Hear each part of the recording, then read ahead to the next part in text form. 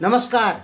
बहुत जल्दी आपको सुनाई पड़ेगा कि भारत के विरोध में नेपाल और चीन ने एक सैन्य गठबंधन बना दिया है और नेपाल ने चीन से एक सैन्य संधि कर दी है। यानी नेपाल पे हमला चीन पे हमला माना जाएगा और जवाब में चीन की सेना नेपाल की तरफ से लड़ेगी।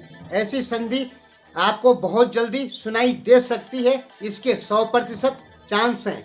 कल नेपाल के 100 नेताओं ने चीन के बड़े अधिकारियों के साथ में मीटिंग की। ये मीटिंग कैसे हुई? अभी 3 दिन पहले चीन ने बयान दिया था कि भारत के साथ में या भारत को एक साथ नेपाल की सेना, पाकिस्तान की सेना और चीन की सेना के साथ में लड़ना पड़ेगा।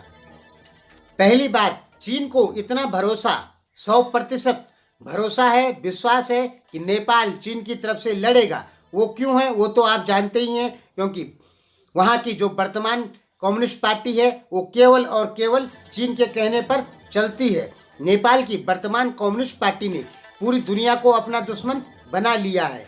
इस समय नेपाल के पक्ष में केवल पाकिस्तान, उत्तरी कोरिया और चाइना ही हैं।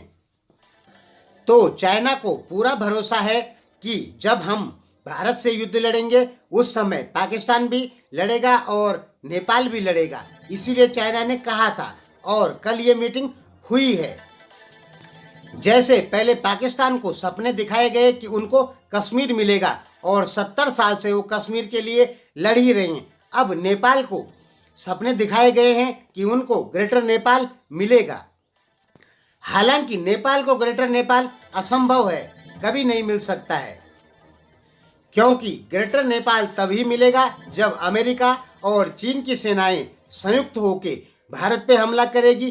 तो हो सकता है कुछ समय के लिए गढ़वाल, कुमाऊं, सिक्किम ये नेपाल में मिल जाए, लेकिन गढ़वाल, कुमाऊं, सिक्किम के लोग नेपालियों को अपने से ऊपर कभी पसंद नहीं करते हैं, क्योंकि गढ़वाल, कुमाऊं, सिक्किम के जो लोग हैं उनकी प्रति व्यक्ति आय नेपाल से बहुत ज़्यादा है, 3 गुने ज़्यादा है, 5 गुने ज़्यादा है और पढ़ाई लिखाई भी 3 गुने ज़्यादा। मतलब कह सकते हैं कि उत्तराखंड की जो लिटरेसी रेट है वो लगभग 90% है और नेपाल का 65% है। तो जो गढ़वाल, कुमाऊं, सिक्किम के लोग हैं वो कभी भी ये स्वीकार नहीं करेंगे कि हमसे ऊपर नेपाली लोग रहें। इसलिए भविष्य में कभी अमेरिका और चीन की संयुक्त सेनाएं भारत पे हमला करके ग्रेटर नेपाल को दिला भी दे, सिक्किम, कुमाऊं, गढ़वाल, तो भी वो ज़्यादा दिन नेपाल का अंग नहीं रह पाएगा, क्योंकि कुमाऊं, गढ़वाल और सिक्किम के खसों से जीतना नेपालियों के बस की बात बिल्कुल नहीं है। क्योंकि 1790 से 1803 तक गढ़वाल पे नेपाली सेना ने हमला किया, जबकि गढ़वाल की अपनी सेना 2000 थी और नेपाल की अपनी सेना 12,000 थी। फिर भी नेपाली सेना को लगभग 13 साल लग गया 2000 की छोटा सा गढ़वाल को जीतने में।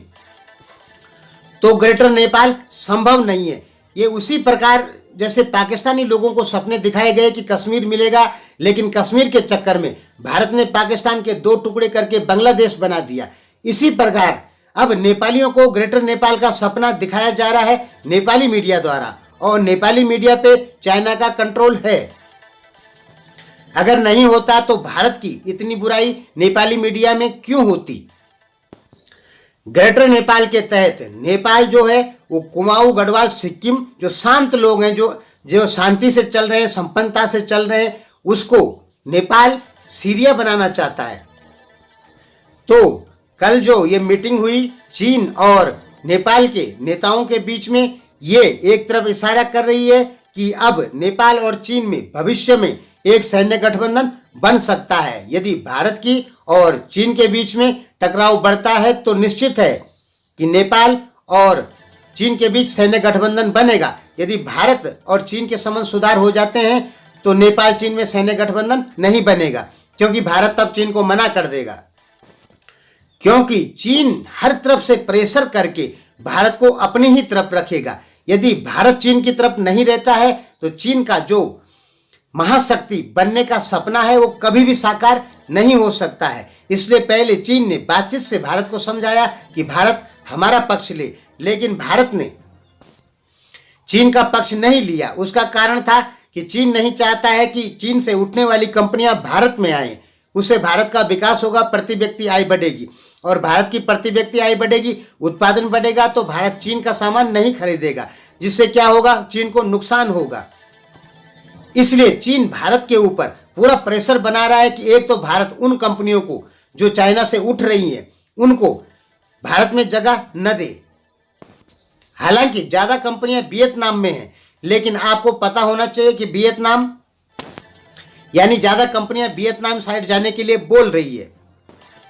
इसीलिए तो कुछ दिन पहले वियतनाम और चाइना में कुछ झड़प हुई थी, क्योंकि चीन का कहना है कि जो विदेशी कंपनियां हमारे यहां से कंपनियां उठा रही हैं वो भारत और वियतनाम अपने यहां उनको जगह ना दे, क्योंकि चीन कभी नहीं चाहता है कि भारत में ज़्यादा उत्पादन बढ़े, भारत के लोगों को ज़्यादा पैसा कमाए या वियतनाम के लोग ज़्यादा पैसा कमाएं।